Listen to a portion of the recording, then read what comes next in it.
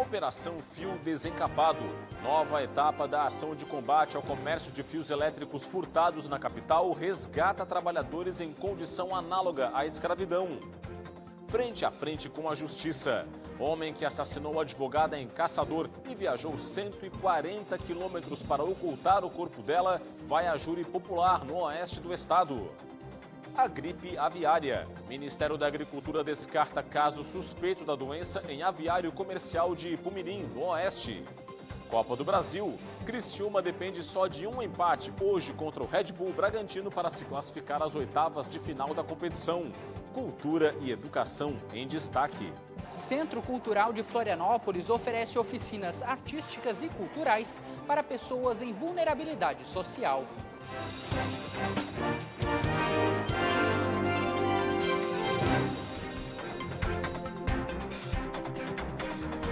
Olá, uma boa noite para você.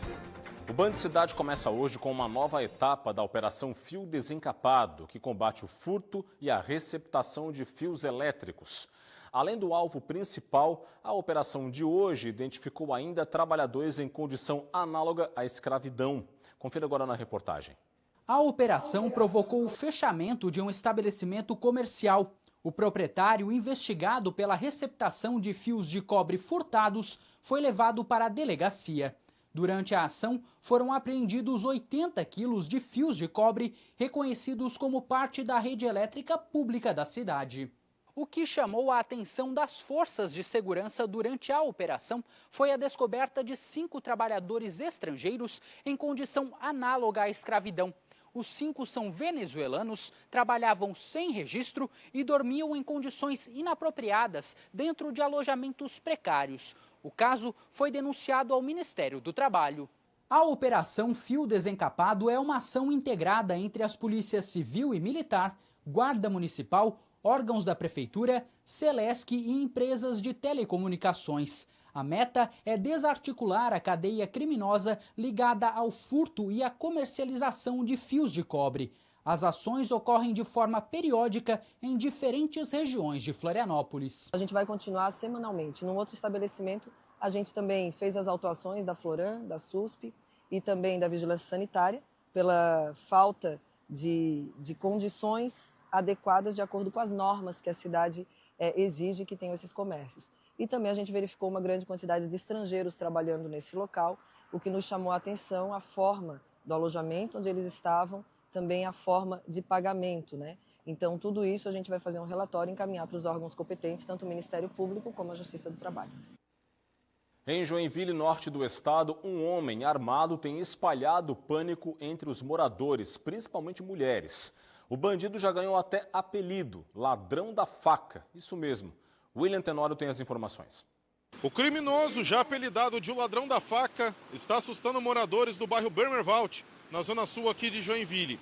As vítimas, todas mulheres, relatam que o homem, utilizando uma bicicleta e armado de uma faca, age de forma violenta. Os assaltos acontecem principalmente no período da manhã. O caso mais recente foi registrado na última quarta-feira. Imagens de câmeras de monitoramento registraram o momento em que o criminoso se aproxima da vítima. Ela tenta fugir, mas deixa a bolsa cair, que é levada pelo bandido. Ao menos, outros 2 assaltos foram registrados por câmeras. Uma no dia 8 de maio, em que a vítima consegue gritar e se livrar do criminoso, e a outra no dia 28 de abril, em que a vítima também percebe a aproximação do criminoso e consegue fugir. Moradores da região relatam que houve outros ataques em diversas ruas do bairro. A polícia já está de posse das imagens e trabalha para identificar e prender esse homem que está deixando principalmente as mulheres deste bairro todas amedrontadas. William Tenório de Joinville para o Band Cidade. E um homem acusado de assassinar uma advogada em Caçador, no oeste do estado, vai à júri popular. Segundo a Justiça, o crime ocorreu em setembro do ano passado. Carize Lemos, de 33 anos, foi assassinada entre os dias 28 e 29 de setembro de 2024, na casa em que morava na cidade de Caçador. O assassino foi o marido dela, que está preso. Após o crime, ele viajou com o corpo dela por 140 quilômetros e o descartou em Palmas, cidade do Paraná. O corpo de Carize foi localizado 40 dias depois do crime. O réu responde por homicídio qualificado por motivo torpe, asfixia, recurso que dificultou a defesa da vítima e feminicídio, além de ocultação de cadáver. Ainda não há data para o julgamento. A Polícia Civil identificou hoje a quarta vítima do quádruplo assassinato que ocorreu em São João Batista, na Grande Florianópolis. As demais vítimas deste caso já haviam sido identificadas. Segundo a Polícia Civil, Tieison Ramon de Oliveira, de 36 anos de idade, é a quarta vítima do crime, ocorrido no sábado 17 de maio. Ele não tinha passagens pela polícia e era natural do Rio Grande do Sul. Nessa quarta-feira foram divulgados os nomes dos outros 3 mortos: Gabriel de Azevedo Pereira, de 20 anos, Gabriel Salomão de Souza, de 19 e Guilherme Vinícius Bittencourt, de 18 anos. Os 4 foram encontrados carbonizados em um veículo em chamas na cidade de São João Batista. A Polícia Civil investiga o caso. A principal linha de investigação aponta que o crime tem relação com o tráfico de drogas. E bombeiros retiraram uma colmeia com mais de 100 mil abelhas que estava no telhado de uma escola de São Joaquim, na Serra Catarinense. Os bombeiros levaram mais de 2 horas para fazer a retirada, a uma altura de 10 metros. A colmeia tinha cerca de 1 metro quadrado e foi identificada na semana passada na Escola Estadual Martinho de Haro, no centro. A escola manteve portas e janelas fechadas para evitar o risco de contato com as abelhas. No interior da colmeia havia grande quantidade de mel. O desafio maior nessa retirada foi garantir a integridade da abelha rainha.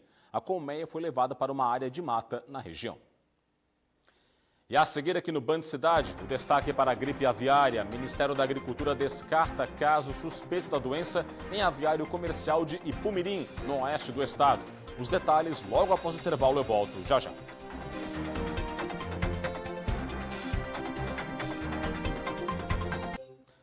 Estamos de volta com o Band Cidade. A cidade de Palhoça, na Grande Florianópolis, deu um passo importante na modernização da segurança pública. Foram instaladas câmeras com inteligência artificial em pontos estratégicos do município. São mais de 100 câmeras que operam com sistemas integrados para garantir respostas mais rápidas em casos de emergência.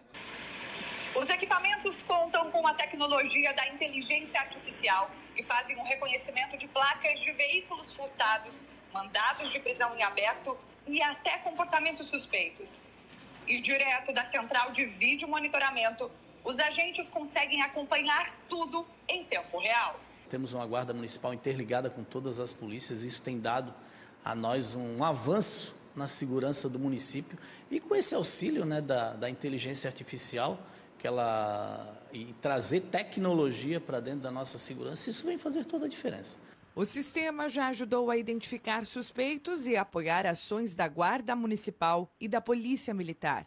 Situações iguais a esta, em que moradores de rua foram flagrados com facas, o que resultou no imediato deslocamento da GMP até o local. Com isso, tu já consegue inibir esse tipo de atitude de um cidadão ali, porque ele sabe que ele está sendo filmado. Tecnologia com prevenção para garantir mais segurança no dia a dia dos moradores de Palhoça.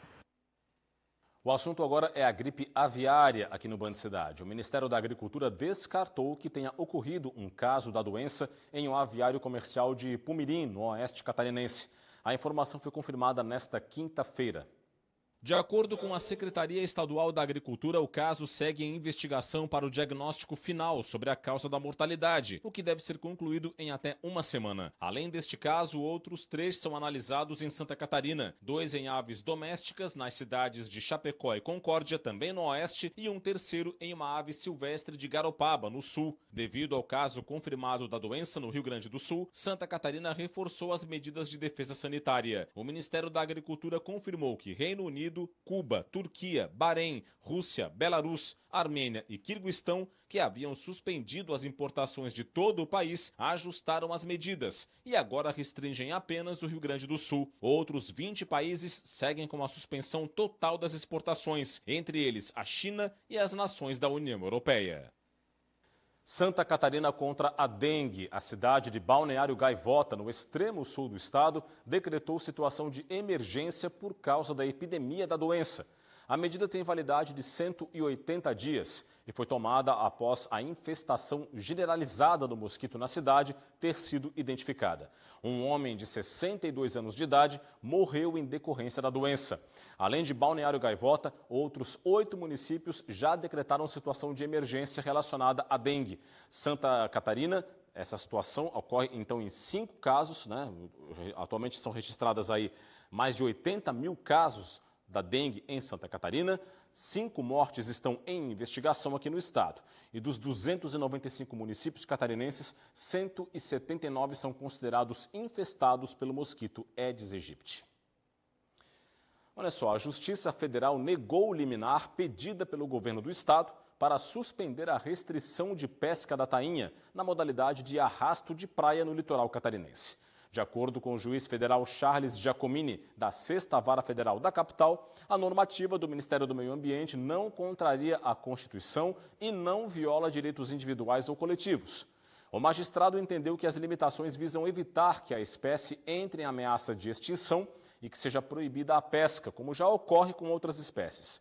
O magistrado também acolheu o entendimento da Advocacia Geral da União de que a modalidade de arrasto de praia está regulamentada apenas em Santa Catarina devido ao grande volume de embarcações e também à importância para o estado. Cabe recurso.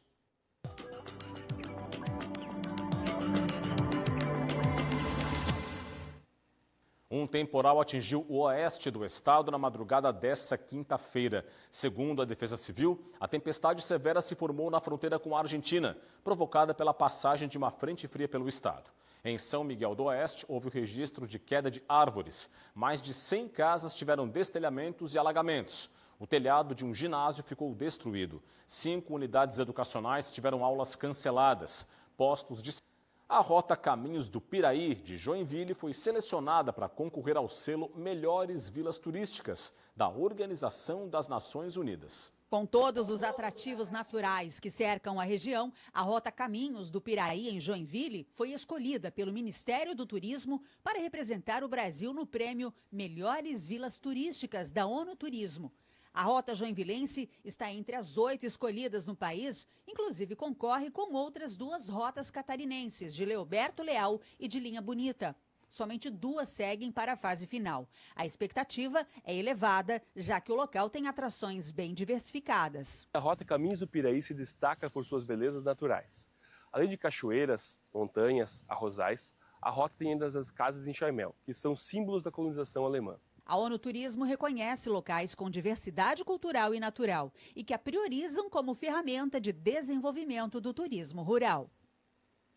Veja a seguir o esporte. Criciúma decide hoje com o Red Bull Bragantino uma vaga nas oitavas de final da Copa do Brasil. Os detalhes daqui a pouco. E veja também, projeto promove atividades artísticas e culturais para pessoas da comunidade que tem o menor índice de desenvolvimento humano de Santa Catarina. As informações completas logo após o intervalo, nós já voltamos.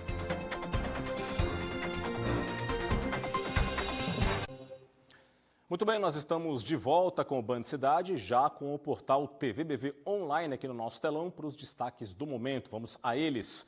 Homem ameaça explodir bomba na esplanada dos ministérios. Prédios foram evacuados hoje em Brasília. Tem também aqui, macaco prego com documentação falsa é resgatado no norte do estado. Tem também, polícia identifica a 4ª vítima de homicídio quádruplo na Grande Florianópolis. Falamos deste assunto hoje no Band Cidade. Tem também a cultura. São Bento do Sul recebe a orquestra brasileira para concerto na cidade.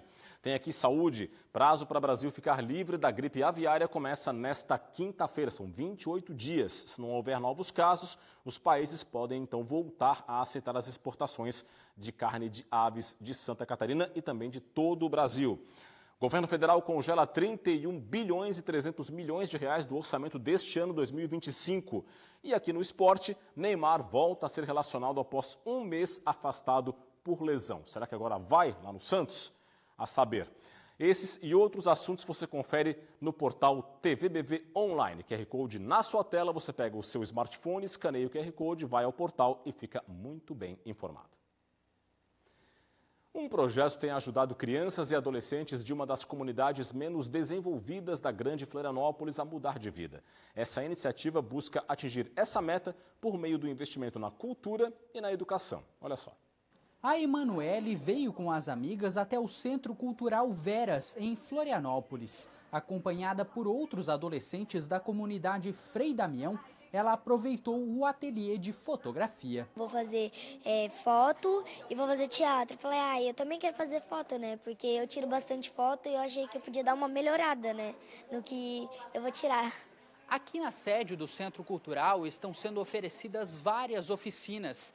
Entre esta quarta-feira e o sábado, o espaço promove a ação Portas Abertas. Além da oficina de fotografia, estão sendo oferecidas também atividades como o bordado e a impressão sobre tecido, que integra não apenas crianças e adolescentes, mas também os adultos. Eu não sabia o que ia fazer fotografia. Aí cheguei aqui e ela falou que tinha impressão. Digo, então vou fazer isso, porque como a gente trabalha na costura, a gente precisa fazer impressão nos tecidos, né? Como faz necessaire, bolsa, essas coisas. E a gente sempre tem que fazer impressão. Então daí eu achei legal, mas igual esse assim, não pensei que ia sair assim. Olha, muito legal, gostei muito disso. Muito bom. O diretor do espaço explica que as atividades são a abertura de uma iniciativa que deve atuar diretamente nas comunidades. Esse é um evento que a gente chama de Portas Abertas e ele consiste em apresentar para as pessoas tudo o que é possível num centro cultural em termos de ateliês, oficinas. Então tem de bordado, a fotografia, de pintura, a impressão em tecido, tear. Tem um monte de atividades que vai acontecer nesses 3 dias. Para a secretária da Associação Laura dos Santos, uma das parceiras nas atividades, o projeto pode contribuir para uma mudança de vida nos participantes. A oportunidade é única, é uma oportunidade maravilhosa e que eu acredito muito que essa vontade que eles têm de aprender, essa força no desenvolvimento que a gente dá a eles é que realmente faz a diferença. São momentos como esses, são apoio como os de vocês, que fazem com que a nossa comunidade tenha aquilo que a gente mais quer, que é a esperança. Ainda na educação, esse assunto tão importante, não é? Em Chapecó, no oeste do estado, atividades com alunos da pré-escola abordam a cultura indígena. E o resultado vai além das aulas de artes. Tinta, pincel e diversão. A receita perfeita para crianças aprenderem. O assunto aqui, a cultura indígena. Com a pintura na pele a partir de tintas naturais, assim como os indígenas marcavam os corpos, alunos do pré-escolar do Centro de Educação Infantil Cantinho da Imaginação, em Chapecó, no oeste do estado, estão tendo os primeiros contatos com a cultura desses povos que ajudaram a colonizar a região onde eles vivem. A disciplina é de artes, mas vai além de aprender e fazer traços, colorir. É transformação e aprendizado que rendem um currículo inteiro.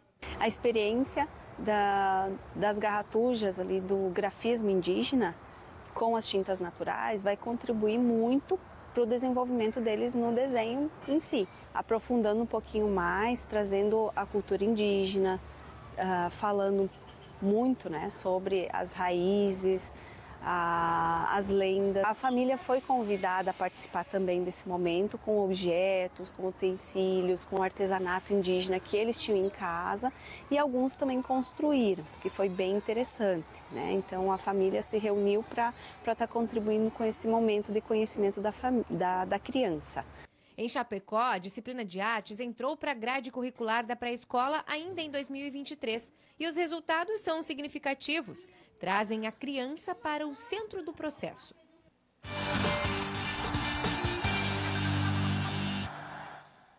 Copa do Brasil, Criciúma tenta hoje à noite uma vaga nas oitavas de final da milionária competição nacional. O adversário é o Red Bull Bragantino.